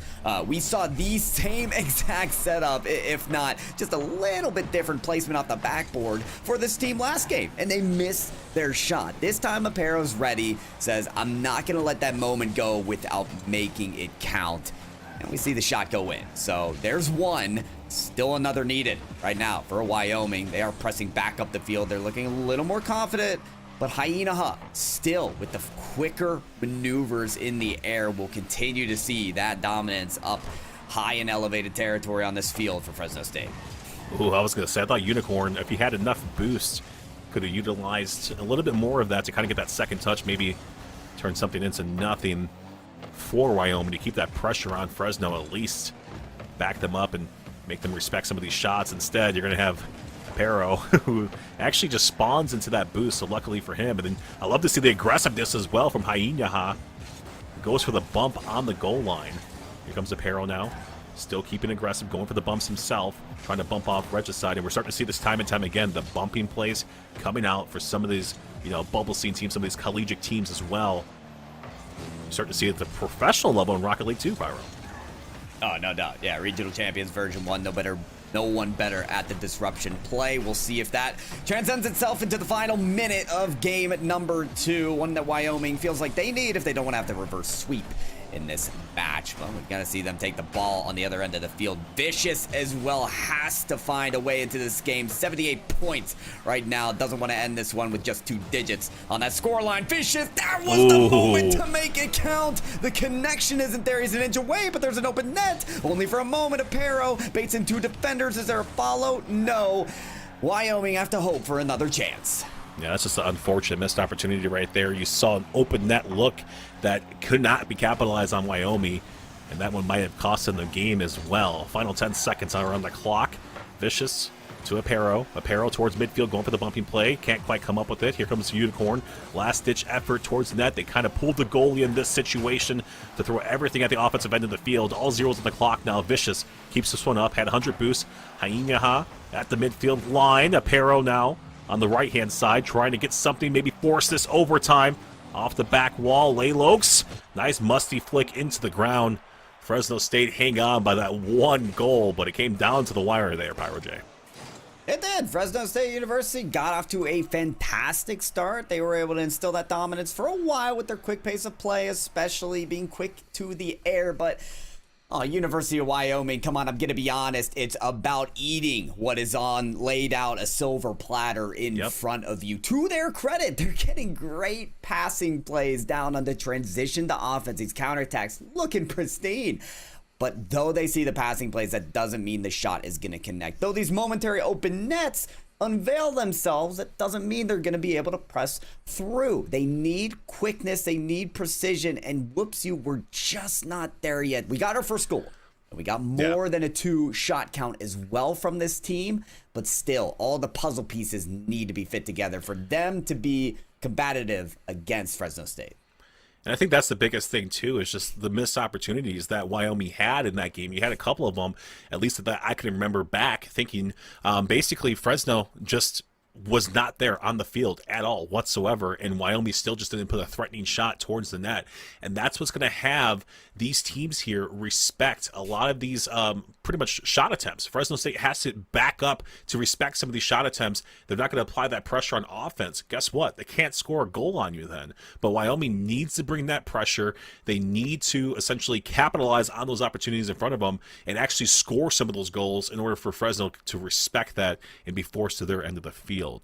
So give us a minute here while we make the lobby. A couple of players were complaining about some of the ping issues that we were having, but Fresno State is indeed going to be on match point in this best of 5 series. So they're up in the series right now 2-0. So Wyoming, they need to go back to the drawing board to stay to hang on. Yeah, and let's be honest about Fresno State in this matchup, UWYO. This isn't a situation where it's like, oh, okay, we just have to win one of the next 3 games. No, they are contending for the #1 spot of this conference right now at the 2 seed, having most recently played the #1 seed earlier tonight. Haven't heard of that result quite yet, at least from our perspective. They want to close this out as quickly as possible. They want to be that dominant team. They don't want everyone talking about Boise State this, Boise State that. They want everyone talking Fresno State this, Fresno State that. They want the call across the mountain ranges of Wyoming to be, oh man, Fresno State just swept us. Watch out for that squad. This is a team, though with only 2 goals, and though at the beginning of game 2, I think that are coming out hotter in this game than ever. They want to close this out here now. So we've got that new lobby, folks. We've got game 3, and we've got match point for Fresno State in this best of 5 against University of Wyoming. I'll be honest with you, Pyro. They probably just want root beer floats. Okay, that's probably what they want. Maybe some new jerseys or something like that. Or who knows what their coach promised them. But at the same time, yeah, Fresno State definitely want to get this one done in 3 and have that dominating performance. I totally agree with you on that one. But this is not how we want to start this one off. Oh my goodness, Wyoming had an opportunity. That's what we were talking about right there. Unicorn should have just put that one through. Wyoming would have started out this one in front, but instead we have ourselves a transition over to the offensive end of the field. Fresno trying to score and take advantage of what just happened on the pitch out there. Yeah, listen, we can highlight the missed shot as much as we want. The other side of the coin is that Fresno State, they're still giving up these chances. If we're talking about anything in that break between game 2 and game 3, it is that there are massive cracks, vulnerabilities being exposed in the defense right now at Fresno State University. And to have that happen in the very first 30 seconds is bad, is not good. But folks are able to respond. Fresno State University. It is Laylokes who admittedly maybe hasn't been on the scoring point every single time, but hey, listen, he's able to turn it around. First goal for Fresno State. It's good to go. Yeah, that was a good first goal right there from Fresno State. Exactly how you want to start this one off. If people want to take you serious, especially in this conference, like I said beforehand, you have to start off. Oh my goodness, almost a second shot or a second goal right there, but that one's going to be denied by Unicorn. But you have to start off and have these dominating wins against these lower teams like Wyoming. Like I said beforehand, I'm not cheering against Wyoming whatsoever, but at the same time, how Fresno's been playing, it just hasn't been as dominating as I hoped from a #2 seed, Pyro. I think crispness is what we're missing, but it's right here from Aparo. The shot, I mean, listen, if we're looking at one player to make a move, it is this player right here, the only 2 goals right now for University of Wyoming in this series. Whoops, they're not ready to give up yet in this match. Oh, not at all. I mean, I wouldn't expect Wyoming to give up, especially, like I said beforehand, being forced with their backs against the wall, basically needing to stay alive to win this game. We have to have all 3 members get involved. Vicious didn't really have too many points last game. Didn't really make his impact last game either. Aparo had a couple of chances to score, and so did Unicorn, but for the most part, they've just been missed opportunities after missed opportunity. Well, let's see if those connections can be found here. Game 3, no excuses for early series. No excuses of the server for the ping either, okay? We just remade the server players. Your top potential, the highest of the ceiling for these collegiate players needs to be shown right here, right now. And nothing short of just that. Regicide, there. for the follow on the ball. Can't get that second touch. It's brought out to the corner, and it is Hyena with another touch off the backboard. Trying to follow it, actually, for a second. Almost gets there. Laylox from the ceiling. There's another touch. We've gone across the width of the field 3 times. Maybe we make it a 4th. Laylox, no, he's opting for the pass instead. No one there in time. Hyena tracks us back to the other side. Yeah, I'm not too sure what the heck was going on there with Fresno, but at the same time, there wasn't really too much risk involved in their gameplay there. Being more methodical with some of their touches. Just try to put something, maybe even bait the defense out just a tad bit. Here comes Vicious. Regicide does take that one up towards midfield. Unicorn, nice job getting that 50-50. Hyena, oh my goodness, what a recovery in the air, by the way. Off the backboard, trying to pass this one to anybody towards Fresno, and can't quite come up with a touch, though. Wyoming does bring that one back towards the blue side of the field. Vicious! The player we were just talking about needing to make their mark on this pitch. Vicious comes through. What a great read right here. There's no better way to do it than in this game than have 100% goal participation. Set up the last play with a pinch on the backboard, a beautiful pass to Aparo, and this time finishing the play. Listen, when your back's against the wall, it shows a lot of character from some of these teams, whether their mental is shot or whether it is bolstered and they are ready to fight back. It ain't no flight from Vicious right now, fighting back, especially on that challenge at 50-50, looking so strong from him. And Wyoming, they're trying to give themselves as many chances as they possibly can. They've got a lead to work with, UWYO, the first lead we've seen from them in this series. Let's see if they play any different with the score on their side. The Cowboys have definitely woken up, but they still have a minute remaining in order to solidify this game number 3 win. Vicious looking for another one. Great block right there by Laylox. Into the corner now, Aparo. Here comes Regicide, should pick this one up. Might be a waterfall down. Unicorn with a great read off of the ceiling. Regicide, I like to see the aggression as well. Going on the goal line, trying to get some bumps right there. Try to clear out that goal. Maybe force something through from an awkward shot or an awkward touch right there for Fresno State, but still nothing coming through just yet. Final 30 seconds are on the clock. Fresno looking to tie this one up and head into overtime. We need to get by this offense, though, that Wyoming is starting to mount. Well, it'd be our first overtime of the series and a monumental effort from Fresno State to score in the last 15 seconds. But Laylox still going to give it a try. That's an air dribble bump onto one of the defenders. But Aparo, there's reinforcements to send it away from the sidewall. Do they still have a flip? Not quite. Driving through the play instead. A demolition on the Hyena Hut. Depletes the resources. Hello, Fresno State. Can they keep the ball alive? They most certainly can. Aparo down to Hyena Hut. No, the lip of the field. It keeps the ball alive, but only for a moment longer. Wyoming and their comeback potential is seen loud and clear. They will not give up. They will contend against the number 2 seed and fend for their own lives in this league. Yeah, this is exactly what we were talking about as well, Pyro, that we just needed to see Fresno State get this sweep and just be that dominating team that we know that they can be. But instead, now they have to play another game here, game number 4 against Wyoming, a team that they should have just put away, to begin with. But at the same time, Wyoming, hats off to them. Hats off to these Cowboys out here. They came out here and they kept themselves alive. Vicious and Aparo scoring a pair apiece, essentially, to push past this Fresno State for this victory here.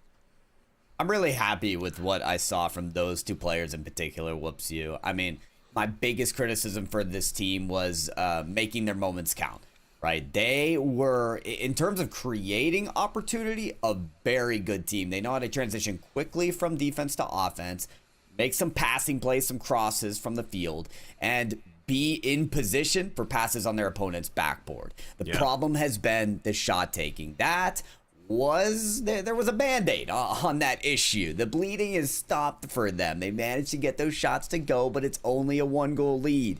It's just 1 win over a larger problem that is the entire series. It's still going to be a difficult effort to make the full reverse sweep against a strong Fresno State University, but game 4 is here to determine whether they have the ability to do it or not. So here we go, 5 minutes on the clock.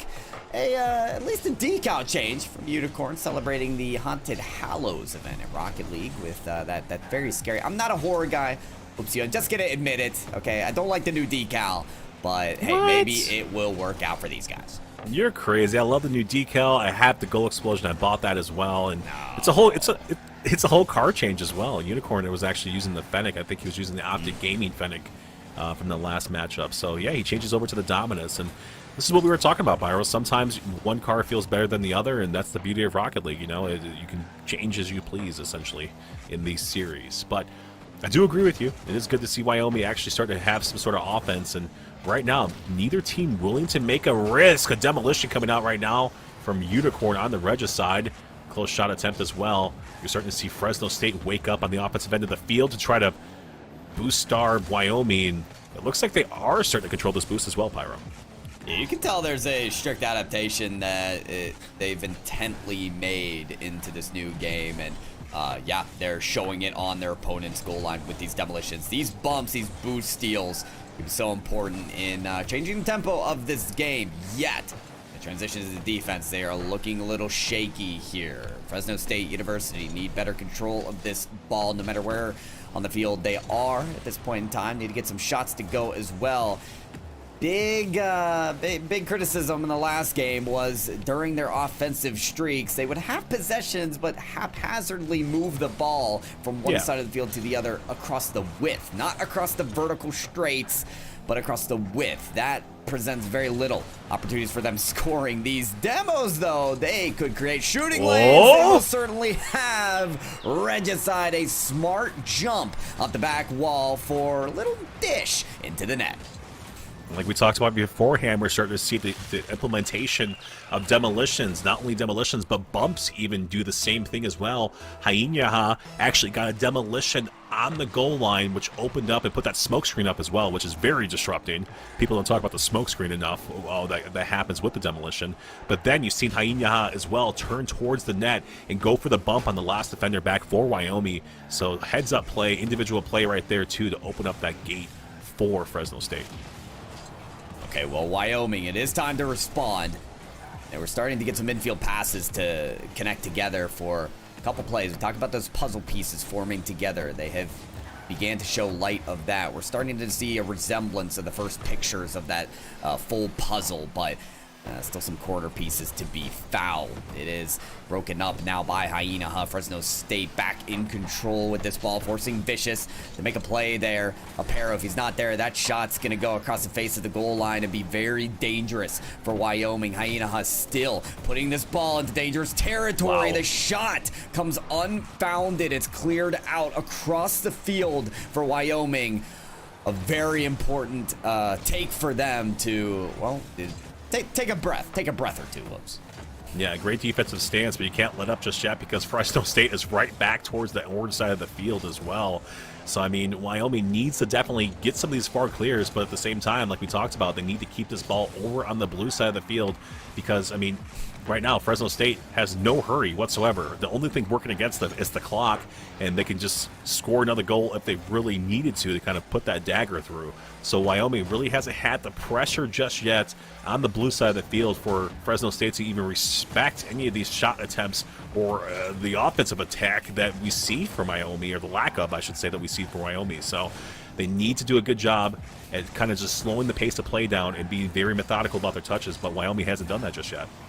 And I'll bounce off your point from earlier, UWYO. It's been a very limited risk-taking type of strategy from both teams. Exactly. That's why we've seen such low-scoring efforts in all of these games. Fresno State University, good shot. Very happy with this situation. Maybe not that moment there. It was a stressful moment for Lay Lokes, but a stretch on the save is able to keep it away in under 60 seconds. They've still got the lead. Hainyaha looking at Regicide down the straight, but indeed, they're going to rotate around, and that's what we're talking about, these long rotations, being in position at the midfield, not allowing it to cross the half-court line.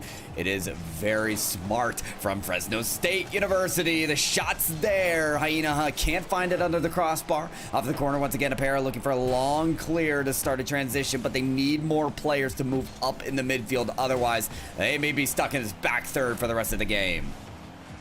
Final seconds right now on the clock, 15 to be exact. Wyoming looking to force this overtime matchup. What a save right there from Hainyaha. Unicorn's trying to put that one through. Still hasn't found his first goal. Vicious had one last time. Unicorn Maybe this one will be it. Oh, what a save from Laylox on the goal line. All zeros on the clock now, and there it is. Fresno State is indeed going to win this series 3-1. The Bulldogs pull this one out, Pyro. That was as close as it possibly gets right there on the goal line stance. Yeah, give Wyoming credit that it deserves, because that was not without a lack of trying there for University of Wyoming, crashing the boards, rebound after rebound, shot after shot, and still at the end of the day, just couldn't push it through. You see that shot advantage, 7-4 in favor of Wyoming. Not often that we have seen them with the greater advantage in pressure, but they still come up short. No goals on the board there in that game 4. And Fresno State University, they're able to hold on and keep that leading record. Whoopsie, we really saw why this team's one of the best in the Mountain West. 100% agree with you on that one, Pyro. I mean, I wasn't too impressed as far as like the low scoring affair, but it comes with, like you said beforehand, not taking too many risks. So they're very methodical about how they challenge a lot of these plays. And on top of that, where they place a lot of the shots that they take, then you start to see the implementation of the bumping on the goal line as well. So hats off to Fresno. But I want to see that dominating performance still out of them. But they still are going to go ahead and move on to at least, I think, 6-1 onto the season. So congratulations to them. But I think we are going to go ahead and interview them. Somebody from Fresno State after a break real quick, Pyro. So stick with us. After this break, we're going to talk to somebody from Fresno State and ask them potentially what happened against that Boise State team as well, that number 1 versus number 2. So we'll be right back after this break. My apologies. Keeps everyone alive through that. Amplification Matrix came through, but we didn't get the same benefit we saw last time with the Amplified Fire Strike. Instead is Angry Monkey time from the fan with a 3K. Call that the Primal Blade. As our first Smash play of the year, it's the clean 9 stock from Hydra to lock down New Jersey City's 2-0 win against Husson. As they go for that kill confirm again, it's not going to connect this time, but there it is, just waiting on the platform for the spike. NJCU cleaning up in their signature style. Hydra leading the charge all the way home. Next up, it's every shorty player's dream, and what's going to be a nightmare for University at Albany. Up close and personal. This is the one player who's got a chance with his read. What about timing here? So step forward now into the angle. Certainly good for one. Yikes. There's the one. No one's reswung. He's reloaded. This never happens to a shorty player. Nebula's up now as well. In our next clip, who needs teammates when you've got a wall? Grim surely doesn't. Snaps and passes. They tried their best, and that is an open goal. But unfortunately, out the top, it's going to be the header in. Tit for tat. Grim takes it in on their own. Ooh, spicy little double tap right there. You saw him looking for it, but that's not an easy read. Rounding out our top 3, it wouldn't be a highlight video without our first ace of the season. D. DeRocco, this one's for you. Enjoy. Cake out GSB. A great shot there. Oh, I know exactly. First coming for an ace. Rocco looking for one of their own. There's going to be a 4K already coming through. Now a 2v1. The hard rotate through. And the kill. Ace. Rocco picking up the ace early and securing a true single-player dominance. In our runner-up spot, AZ Tropical has a bunch of things to do in this clip. The SD into... Well, he's got a lot. Just take a look. But all right, 2 stocks to 6 for the Fanshawe team. Starting off strong, 45%, 54 uncontested. Let's see what Andy has to offer, because right now he's getting duffed by the Street Fighter. Ooh, very good option coverage with those up tilts, but you're going to get jabbed once, and there's the uppercut right there, sent straight off the top. AZ Tropical now battling it out on Yoshi's story. It's looking kind of tough. And as I was saying, if a character is going to start steamrolling, it's definitely a character with so much crazy zero death potential as we've seen in Kin, because wow, only 19% so far. And this isn't just any character, this is against Fire Mithra. Oh my god! Getting dared right in the face. AZ Tropical only 2 stocks away from tying this entire... And in our number 1 spot in the you hate to see it category, what's higher than a high noon? Well, Becomix has the answer. Trade out Leo Leon here. However, Kid Universe making important and inexorable progress. Leo Rafam taking a lot of damage, and it's Becomix finding 3 on the way down! Down goes Duck, and this is looking like an absolute rout for Keen University. Muskingum University just found lacking in points. Man, after seeing all of that, doesn't that just make you want to say, wow? I mean, for me, I'm definitely speechless and so excited to continue bringing you guys these plays and all of this collegiate esports content. Now, if you want to check out more of the buzz on social media, definitely give us a follow on Twitter at ECAC_esports. Or, if you just want to check out the action live, be sure to tune in on our Twitch channel at ECAC_esports. With that said, I do want to give out a shout out to our partners at SJSU for not only helping to us expand our content, but really also to help bring up all of you guys more of this great collegiate esports action. Now, thank you all so much for watching, and feel free to let me know, what types of matchups or moments you'd like to see next. As always, I've been KTAD, and I'll see you all later. Have a good one.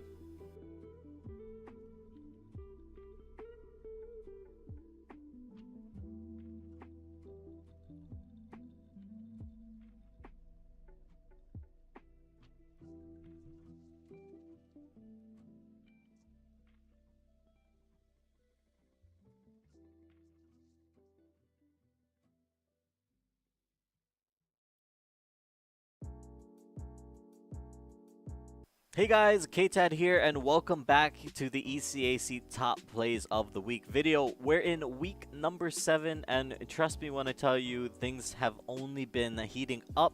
These teams are fighting for a chance to make it into the playoffs, and because of that, I mean, there's so much crazy action to get into, and, don't take my word for it. Let's check out the plays. Starting us off, it's a play that'll have you asking yourself, how did he do that? As Melee juggles and ping pongs blighted right off the stage. Because the projectiles are so ever present, that reflector right there that you just saw is going to be in the back of Melee's mind throughout this set. But right now, Melee's doing a good job of getting around it, has the percent lead, and make it 64 right now on blighted stock. It's still being worked away at the combo setup. At number 7, Red Ninja is just cleaning up the West as he gets this nice 3K to cap off the series. Had a lot of fun with it too. How does that win? I don't know. How does that, in any world, how does that possibly win? Here's what I can say, right? You have Big J5 running around in the back line on Roadhog just trying to cause havoc, right? You have a Symmetra teleporting all over the place. You have Up next, there might just be a 4th member on the squad of RPI as the corner comes in clutch to take them to game number 5. It's about as good as you're going to see for a team play off the corner wall, and RPI takes a 3-goal lead. And with that, we have the fastest goal in this matchup so far. We started off with the quickest goal, the least amount of time. Okay, spoiler for your intro this time. Someone gets a 4K clutch in this round. You just have to guess who. Like the first time we've seen A-side, now it's going to move down with that immediate elimination onto Relay, making it a 5-4, but Opso might be able to, will find the elimination on Louis tying things back up.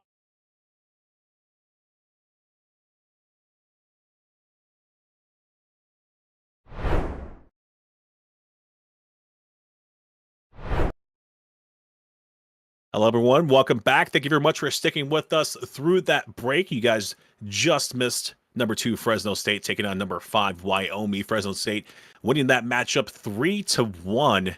And with us in the booth, we're going to be joined by none other than Regicide from Fresno State. Regicide, welcome in. First and foremost, congratulations on the victory. How are you feeling right now? Oh, we're feeling really good. We're feeling really good for sure. Very confident. Love it. All right, Regicide. Good to be talking to you guys again. And listen, I do want to get to the match, and I will. But first things first, did you get the pizza party? Did you get the root beer floats? Well, here's the thing. So we didn't, and we're currently in talks with the university about getting this man fired. So we're getting rid of the coach, not fulfilling his promises. So we'll be contacting the university. Listen, Where do I- Regicide, we're always here to cover the hot news, the hot action. So I'm going to keep you guys to that one. No, but hey, Fresno State from last week came off a doubleheader win. You guys have another win. It appears like you guys are on a hot streak. It really feels that way right now, Regicide. I want to ask, is that the feeling around the team right now? Are you guys feeling confident? Do you feel like that #1 spot could be yours? We're definitely hopeful. We're keeping the momentum, trying our best to just keep it going, keep playing how we've been playing. I feel like we've been working very well as a team together. So just keeping it up. And I feel like we do have, like, in the back of our minds, we're keeping that, like, that #1 spot in our minds, like, as motivation. So I like that. I mean, I was going to ask you guys, how do you guys prepare against, certain teams? This Wyoming team was just one that I looked at and I was just like, this one, you guys should come out here and dominate. Although you guys won the series 3-1. I mean, you guys, that's all you can really expect. You can't really expect to sweep every single time. But against a team like Wyoming, I think you kind of have to, set that bar really, really high for you guys and almost have that perfect series. yeah, they're definitely a tough team. We did earn it. And even though it's like 3-1, I feel like it was just a lot closer than that even. Like there was definitely like little things that we just were messing up on and they were capitalizing. It was really like closer than 3-1. Like we were on the whole time. There was no slacking off during that series.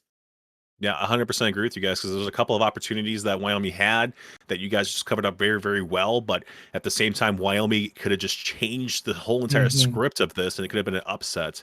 On the other hand, but looking forward to you guys' future matchups. I know a couple of times me and Pyro kind of hinted at that Boise State game. We thought you guys actually already played that matchup, but it turns out that you just informed us you guys are rescheduling that to when? To Friday, I believe. Okay. So Friday, circle your guys' calendars, #1 versus #2. Obviously depending on if the standings update or not, whatever it may be, but still, you guys are #1 in our hearts. Okay, Fresno State. That's all I have to say about that. Thank you, the underdogs. Yeah, awesome. But I mean, any shout outs you want to give? I know you're on the interview here with Pyro and stuff like that beforehand, but any shout outs that you missed the last time you guys want to go ahead and give now? I would say shout out Manny again. That's my boy. Shout out my teammates. Shout out Fresno State. Even though he didn't give you guys the pizza party, he's still your boy, huh? Yes, man. We have to stay loyal, sadly. It's all good. Don't worry about it. But congratulations once again. We appreciate you being with us here in the booth, man. Thank you. Thank you for having me. Yeah, no problem. That one right there was Regicide from Fresno State. Like I said beforehand, #2 Fresno State beating #5 Wyoming in a 3-1 fashion. Pyro. It's been some awesome Rocket League action tonight. Any final thoughts? I'm really excited about this Fresno State University team. This is the third match I got to cast for them, and yeah, they have their pitfalls. I got to be honest. I saw some lapses in the defensive line that I wouldn't normally expect from these guys, but I still got faith. I think they countered the Game 3 loss really, really well. They got a good head on their shoulders. I believe they have a really long way to go, so always love casting this Mountain West action. I mean, you get some of the best collegiate teams out here. So, yeah, UWYO. I can't wait to see more of it. Well, it's been my first time here in the Mountain West Conference. And like I said beforehand, Fresno State did look really, really good. And I had a good time here as well. So I appreciate you guys bringing me on to cast this one with you. But that's going to be it for our action tonight. So if you guys want to, please smash that follow button and stay up to date here with eSports We always have some action, whether it be Valorant, Rocket League, Overwatch, Fortnite even. So if you guys want to go ahead and stay up to date with some of the other games that we have here, go ahead and hit that follow button and hit the bell as well to stay informed when we go live. I think tomorrow we're going to go ahead and have some Fortnite and Overwatch 2 action. So join us again tomorrow to catch that. Thank you guys very much for being here with us. I hope you guys have a great night, and we'll see you guys next time.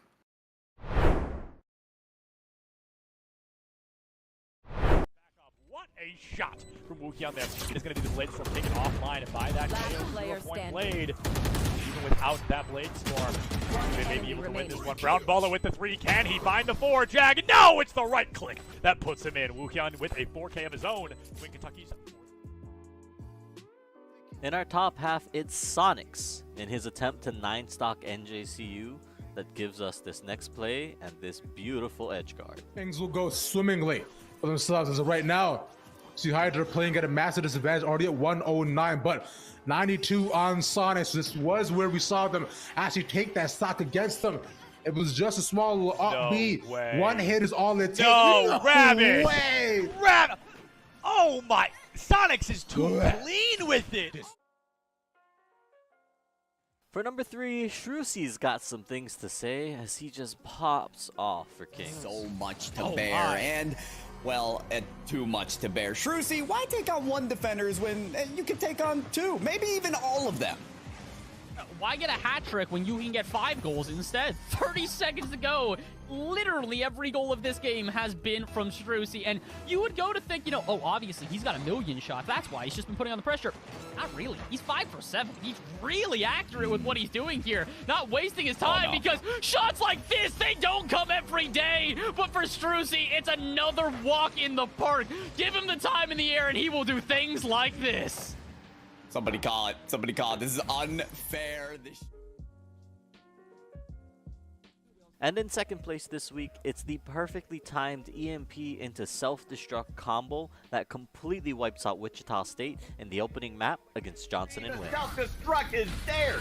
Gentalian and Rogue combining for a massive fight win right there. 95%. And in our number 1 spot, it's a tour de force that some would say is almost excessive from Nagwin as he shuts the door onto Delaware. On the right side of the kill feed, Nagwen playing C-Long and doing a great job at it. Oh my goodness, even better! Trying to turn 2 into 3, not able to line it up yet, but there it is. That tour de force is a tour de force to be reckoned with. Nagwen taking out 4 to win the 7th round for UK. All right, and that is it. Now, I mean, what did I tell you guys? Things are only getting crazier and crazier, and with this wrapping up, that means there's only 1 more of these videos left to make. That means there's only 4 more weeks of playoffs left on the table that's going to be starting up in just a little bit. And, I mean, what a crazy season it's been, and what a crazy season it's shaping up to be. Special thank you again to our partners at SJSU for providing us that extra broadcast coverage. But if you guys want to stay up to date, I mean, you already know where to go. But hey, if you haven't, if you don't know yet, you want to give us a follow on Twitter at ECAC_esports. And you want to make sure you tune into the action live at twitch.tv/ECAC_esports. We are live on Mondays and Tuesdays at 8 p.m. Eastern, Wednesdays at 7. Trust me, you guys want to be there. We've only got so much action left in the season. And then, hey, before you know it, we'll be back again right around the corner for fall semester. But once again, I've been K-Tad. Thank you guys for joining me, and I'll see you next time.